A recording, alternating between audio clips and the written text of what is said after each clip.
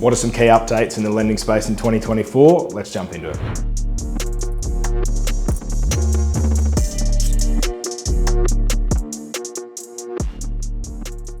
Hey guys, Justin Pickard. What should I be looking out for? What is the news on the horizon in the lending space for 2024? There's a few key topics here that I'll touch on. First thing is the economic outlook in terms of the cash rate, what's happening with interest rates. It's probably one of the biggest things on everyone's lips. What we're seeing at the moment is based on the Fed and what's happening around the world and our current inflation data. Looks like we've hit the peak of interest rate rises.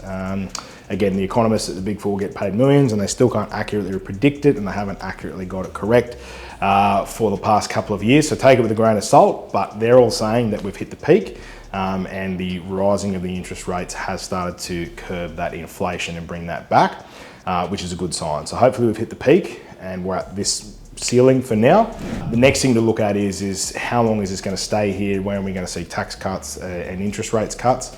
And what's that going to look like for us? So the chat is that it seems to be towards the end of this year, we may see some interest rate decreases, but that's going to be reliant on that inflation target as it's still above that 2 to 3%. Yes, it's trended downwards sharply, which is great, but it's still not within that desired range for the RBA. It's not quite there yet. The other thing we've got to take into account that if it is coming towards the end of this year, so September, October, we might see a rate cut. That's also going to be dependent on the stage 3 tax cuts, which are being passed in Parliament. What that means is that with these stage 3 tax cuts, that basically we're going to get about an extra 4 to 5% in our paychecks, even up to 6% depending on which income bracket that you're in.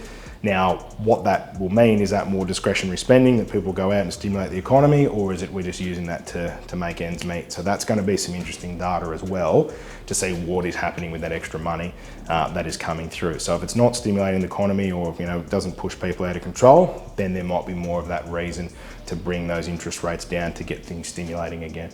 So that's one thing that we can look at there. Obviously those tax cuts, yes, that's one thing too, and what people spend their money on, but also the fixed rate mortgage cliff. So you probably heard that, it has 1 to 2 years, the whole market's going to shit the bed and it's going to be defaults everywhere. Hasn't happened. And obviously by looking at this graph, you can see that the bulk of this is pretty much done. It's about July, it's going to peter out. And then from this point forward, everything's going to be on a variable rate, or most likely a variable rate with majority of home loans.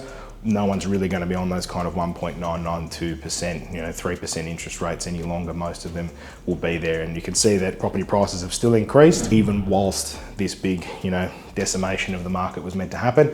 It hasn't happened. Just showing how strong and resilient the Australian property market is. But it is good to see that this is going to be over and we're on to the next thing, which is your supply and demand. Looking at the supply and demand, there's a lot of people migrating here into Australia and there's not enough housing pretty much in every area that you look, and we're not building homes fast enough. Tradies are walking off the job. People aren't finishing their apprenticeships, building things are taking too long, and also the quality of works as well. So I think the building industry, you're hearing building companies going into liquidation. We need to be mindful of that.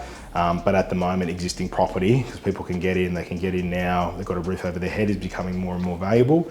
And it's a supply and demand issue. If there's not enough housing and there's less choices, people will be paying a premium, which then becomes the new norm as property prices increase over time. So I don't see that issue getting solved anytime soon, unless they're planning on building 1 million houses very quickly, which would be very ambitious, and the targets they've had have been ambitious, but they haven't been met. So we're still going to be in this cycle. It's probably only going to get worse, with prices increasing as well as rents increasing as well, because there's not enough room for everyone in the country essentially. If we look at it as the outlook, I think that if interest rates come down, the stage 3 tax cuts come in, and there's not enough houses for people. If interest rates come down, stage 3 tax cuts, come in effectively, that's increasing borrowing power, what people can do, then that's going to push into more people wanting to buy and subsequently pushing up prices even further. So really, the longer we wait on the sideline, the more opportunity we're going to end up missing. So I hope that gives a bit of a wrap. That's just my personal thoughts and opinion and data of what I'm seeing. But if you are thinking about getting into the market, I'd certainly recommend have a chat with us. Start putting your goals into, or plans for your goals into action, and looking at how you can get in before the gap gets even further. So unfortunately, that's just the way it is at this point in time. It's all a supply and demand issue, and obviously there's a few other factors here too. But the main thing is that we're not going to be fixing this problem overnight, and we cannot build enough houses for the demand that's needed right now. So with that happening, the longer you leave it, the more you're going to miss out. So reach out to us. Certainly, we'd love to help you get things moving, and look forward to working with you soon. Cheers.